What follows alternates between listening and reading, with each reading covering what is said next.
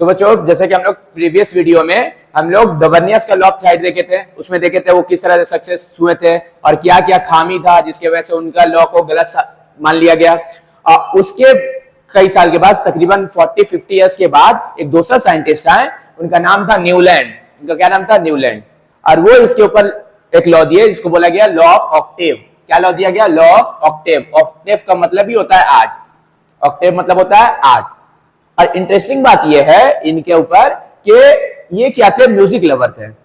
और चाहे Indian music हो या वेस्टर्न म्यूजिक हो, म्यूजिक में 8 ट्यून्स होते हैं, ठीक है ना। जैसे कि इंडियन म्यूजिक का यहाँ पे लिखा हुआ है, सबको पता है, तुमको भी पता होगा, सारे गामा पाधा निसा, यही होता है 1 2 3 4 5 6 7 8, है ना। तो ये बोले कि जिस तरह से म्यूजिक में 8 ट्यून्स होता है, हम उसी हिसाब से एलिमेंट को सजाएंगे। किसके ऊपर ये बेस करके बनाए थे? ये भी बेस किए थे एटॉमिक मासेस के ऊपर, यानी एटॉमिक वेट के ऊपर। तो जिस तरह से डोबर्नियस का लॉ जो था वो एटॉमिक वेट के ऊपर बेस था, इनका भी जो पीरियोडिक टेबल था, जो लॉ दिए थे वो किसके ऊपर बेस करके दिए थे? एटॉमिक वेट के ऊपर। लेकिन इस दौरान में काफी सारे एलिमेंट का डिस्कवरी हो गया था। इनके वक्त में माना जाता है करीब 50 से ज्यादा, मोर देन 50 एलिमेंट डिस्कवर हो चुका था, ठीक है। तकरीबन 53 एलिमेंट डिस्कवर हो गया था इनके वक्त में। 53 एलिमेंट्स था, हम लोग मान लेते हैं मोर देन 50 था, हम लोग 53 मान लेते हैं। 53 नॉन एलिमेंट था, ठीक है। बेसिकली हम लोग को लॉ पे आना। तो जिस तरह बोले कि म्यूजिक में क्या होता है, 8 ट्यून्स होता है, सारे गामा पाधा निसा। तो हर 7वां ट्यून के बाद जो 8वां धुन आता है म्यूजिक में, वो पहले वाला से इक्वल होता है। देखो पहला क्या है? सा रे गामा पाधा नी, ये 7 हो गया। 7 के बाद जो 8वां आया है, देखो पहले वाला से सेम है, यहां भी सा, यहां भी सा। तो ये जो सेम होगा उसको हम लोग एक ही ग्रुप में रखेंगे, उसको हम लोग एक ही ग्रुप में रखेंगे। तो वो अलग नहीं होगा बल्कि इसके नीचे आएगा, एक जैसा एलिमेंट एक जैसा आएगा। तो यही बोले कि जितना नॉन एलिमेंट है उसको अगर हम लोग उसके बढ़ते हुए एटॉमिक मास के हिसाब से सजाएंगे, increasing order of their atomic masses, तो हर 7वां एलिमेंट के बाद जो 8वां एलिमेंट आएगा उसका प्रॉपर्टी पहले वाला से सेम होगा, कहीं से भी स्टार्ट करें। जिस तरह से ये एलिमेंट लगाए हैं, ठीक है। अगर हम लोग एटॉमिक नंबर का बात करें तो 20 तक है, यही हम लोग का सिलेबस में भी है, तुमको 20 एटॉमिक नंबर तक याद रखना है, ठीक है। मास तक 40 चल जाता है। तो हाइड्रोजन है, उसके बाद लिथियम है, उसके बाद बेरियम है। अब अगर तुम्हारा जन्म है कि सर हाइड्रोजन के बाद हीलियम होता है, यहाँ पे फ्लोरीन के बाद नियोन होता है, तो वो सब इनर्ट एलिमेंट अभी डिस्कवर नहीं हुआ है। इनके वक्त में इनर्ट एलिमेंट का डिस्कवरी नहीं हुआ था, ठीक है। तो जो डिस्कवर हुआ था उस हिसाब से क्या लगा है? Hydrogen, lithium, beryllium, boron, carbon, nitrogen, oxygen, fluorine, sodium, magnesium, aluminium, silicon, phosphorus, sulphur, chlorine, potassium और कैल्शियम। तो इनका जो लॉ था क्या कि अगर हम लोग increasing order of their atomic masses, ये सब increasing order of their atomic masses है, तो हर 7 एलिमेंट के बाद 8वां एलिमेंट का प्रॉपर्टीज पहले वाला से सेम होगा, स्टार्टिंग फ्रॉम एनीवेयर। अगर यहां से भी स्टार्ट करेंगे तो 1 2 3 4 5 6 7 के बाद 8वां एलिमेंट ये, तो इन दोनों का प्रॉपर्टी पूरा का पूरा सेम होगा। ये भी गैस है, ये भी गैस है, ठीक है ना। तो इस तरह से वो सही, यहां से स्टार्ट कर लो 1 1 2 3 4 5 6 7 8। तो 8वां एलिमेंट का जो प्रॉपर्टी होगा वो पहले वाला से सेम होगा, एकदम सही था। इसका प्रॉपर्टी इससे मिल रहा था, इसका प्रॉपर्टी इसके साथ मिल रहा था, तो बहुत अच्छा से लॉ दिए थे।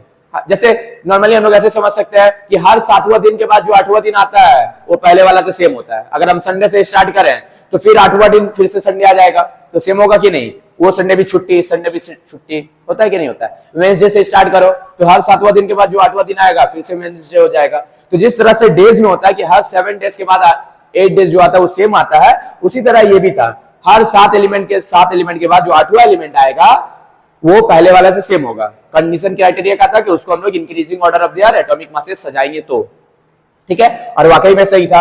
अगर मान लो इसमें छोटा सा ये पूछ ले कि एक ऐसा ग्रुप बताओ जो डोबर्नियस का लॉ ऑफ थ्राइड और न्यूलैंड लॉ ऑफ ऑक्टेव दोनों में सेम है, तो कौन सा ग्रुप? उनका में भी था, इनका में भी था, सेम। तो ये ग्रुप देखो, ये जो बना ये लिथियम, सोडियम, पोटेशियम।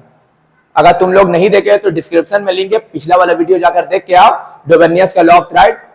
ये वाला थ्राइड अपने थ्राइड में भी वो बैठाते हैं डोबर्नियस, इन लोगों का प्रॉपर्टी सेम था। इसका जो एटॉमिक मास था इन दोनों का एवरेज के बराबर था, और ये भी जब अपना बैठा तो ये तीनों ग्रुप सेम आ गया था। इतना सारा ग्रुप एकदम सही था, प्रॉपर्टीज भी मिल रहा था, और जो इनका लॉ था लॉ ऑफ ऑक्टेव वो सही भी साबित हो रहा था। तो ये बहुत सक्सेसफुल दिए कि हर 7वां एलिमेंट के बाद 8वां एलिमेंट का प्रॉपर्टी पहले वाला से सेम होगा। और यहीं से कहीं ना कहीं कंसेप्ट जो सबसे पहले आया था पीरियोडिसिटी का, वो यही दिए थे। न्यूलैंड के कंसेप्ट से ही पीरियोडिसिटी का कंसेप्ट आया था। पीरियोडिसिटी मतलब कोई भी प्रॉपर्टीज का वापस से रिपीट होना, या अगर वो इंक्रीज कर रहा है तो एक पर्टिकुलर इंटरवल में इंक्रीज करेगा, या अगर वो प्रॉपर्टीज डिक्रीज हो रहा है तो एक पर्टिकुलर इंटरवल में वो डिक्रीज होगा। ठीक है, इसको हम बोलते हैं पीरियोडिसिटी। अगर या तो वो रिपीट करेगा पर्टिकुलर इंटरवल के बाद, या तो वो इंक्रीज करेगा, या तो वो डिक्रीज करेगा, लेकिन इंक्रीज और डिक्रीज भी जो होगा वो एक पर्टिकुलर इंटरवल में ही होगा। ठीक है, बराबर बराबर इंक्रीज होगा, बराबर बराबर डिक्रीज होगा। ठीक है, यही था न्यूलैंड लॉ ऑफ ऑक्टेव। ये भी बहुत सक्सेसफुल हुआ है, बहुत सही सही ये दिए थे अपना, वो एकदम बहुत अच्छे से बताए थे, उनसे ज्यादा एलिमेंट को बैठा दिए ये, लेकिन कुछ खामी इनके अंदर भी था जिसकी वजह से इनका भी लॉ ऑफ ऑक्टेव को हम लोग गलत साबित कर लिए। ठीक है ना, तो क्या गलत इनका अंदर क्या खामी था? तो सबसे पहले ये इनके वक्त में कितना नॉन एलिमेंट था? 53। जिस तरह से डोबर्नियस अपने तमाम नॉन एलिमेंट को, उस वक्त के नॉन एलिमेंट जो 33 एलिमेंट थे, सबको नहीं बैठा पाए थे, ये भी नहीं बैठा पाए थे। ये जो 20 एटॉमिक नंबर तक है, हालांकि मास एटॉमिक मास के हिसाब से जाते हैं 40 होता है कैल्शियम का, तो वहां तक जो होता है उसको हम बोलते हैं लाइटर एलिमेंट, जो हम लोग का सिलेबस में है कैल्शियम तक। इसके बाद जो है हैवी एलिमेंट के लिए इनका लॉ गलत साबित हो गया था। लाइटर एलिमेंट के लिए तो ठीक था, जो बैठाया था ये सही था, लेकिन हैवी एलिमेंट के लिए इनका लॉ गलत साबित हो गया था, वो प्रॉपर्टीज रिपीट नहीं हो रहा था। तो तमाम एलिमेंट को ये बैठा भी नहीं पाए, जितना नॉन एलिमेंट था 53 नहीं बैठा पाए, यही कुछ एलिमेंट को बैठा पाए, ये एक खामी था। दूसरा क्या था कि ये भूल गए कि ह्यूमन जो रेस है वो आने वाले दौर में फिर कोई नया एलिमेंट डिस्कवर करेगा। ये मान लेते कि इतना ही एलिमेंट है, 53 एलिमेंट है, अब इतना ही रहेगा, इससे ज्यादा नहीं बढ़ेगा। तो इसके लिए ये कोई नया इस पे मतलब ब्लैंक छोड़कर नहीं गए, कोई खाली जगह नहीं बोले कि आने वाला दौर में कोई एलिमेंट हो सकता है डिस्कवर हो जिसको हम यहाँ पे बैठा दें, तो कोई स्पेस छोड़ के नहीं गए। उससे पहले अभी हम क्या बताएं, तमाम एलिमेंट को बैठा नहीं पाए, कोई स्पेस छोड़कर नहीं गए। ठीक है ना, उसके अलावा क्या खामी था? खामी सबसे बड़ा तब हो गया जब डिस्कवर हुआ क्या, नोवेल एलिमेंट। क्या बोले, इनके वक्त में नोवेल एलिमेंट यानी इनर्ट एलिमेंट जो है वो डिस्कवर नहीं हुआ था। हीलियम, नियोन, आर्गन, जेनन, रेडन, क्रिप्टन, ये 6 इनर्ट एलिमेंट होता है। ये जब डिस्कवर हो गया तो हाइड्रोजन के बाद हीलियम आ रहा था, यहां पर आ रहा था हीलियम, यहां पर आ रहा था हीलियम, यहां पर आ रहा था नियोन, यहां पर आ रहा था आर्गन, ये आ रहा था। तो जब ये डिस्कवर हो गया तो इनका लॉ अपने आप में गलत साबित हो गया। कैसे गलत हुआ? ये क्या बोले थे कि 7वां एलिमेंट के बाद 8वां एलिमेंट का प्रॉपर्टी सेम होगा, तो हाइड्रोजन का प्रॉपर्टी इससे मिल रहा था फ्लोरीन से, अभी भी मिल रहा है, लेकिन अब वो 7वां एलिमेंट के बाद 8वां एलिमेंट नहीं हुआ, 8वां एलिमेंट के बाद 9वां एलिमेंट हो गया, 9th एलिमेंट हो गया। कैसे, यहां से स्टार्ट करो तो 1 2 3 4 5 6 7 8, अब वापस से आ रहा है 9। तो फ्लोरीन जो है वो तो 7 के बाद 8 नहीं है, बल्कि वो 8 के बाद अब 9th हो गया। ये लॉ में फिक्स बता करके कहते हैं कि 7 के बाद ही 8 एलिमेंट आएगा जिसका प्रॉपर्टी मिलेगा, लेकिन जब ये डिस्कवर हो गया तो उसके बाद इनका लॉ अपने आप में गलत साबित हो गया।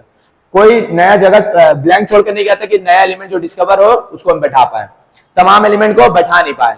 हैवी एलिमेंट के लिए इनका लॉ गलत साबित हो गया। तो ये तमाम खामी की वजह से इनका भी हम लोग लॉ ऑफ ऑक्टेव को पीछे छोड़ दिए। अब उसके बाद फिर दूसरा एक साइंटिस्ट आए, वो सबसे ज्यादा मतलब इसमें सबसे ज्यादा सक्सेसफुल वही हुए और बहुत चालाक थे, बहुत दूरंदेश भी थे वो।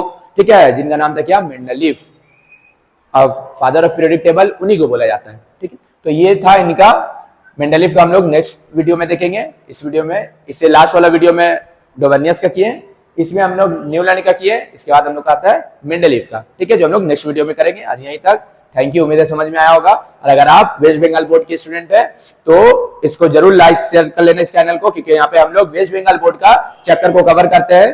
ठीक है, ये चैप्टर 8.1 है, पीरियोडिक क्लासिफिकेशन ऑफ एलिमेंट या physical and chemical properties of matter chapter का नाम होगा, जिसको हम लोग सिंपली पीरियोडिक टेबल के नाम से जानते हैं। ठीक है, थैंक यू।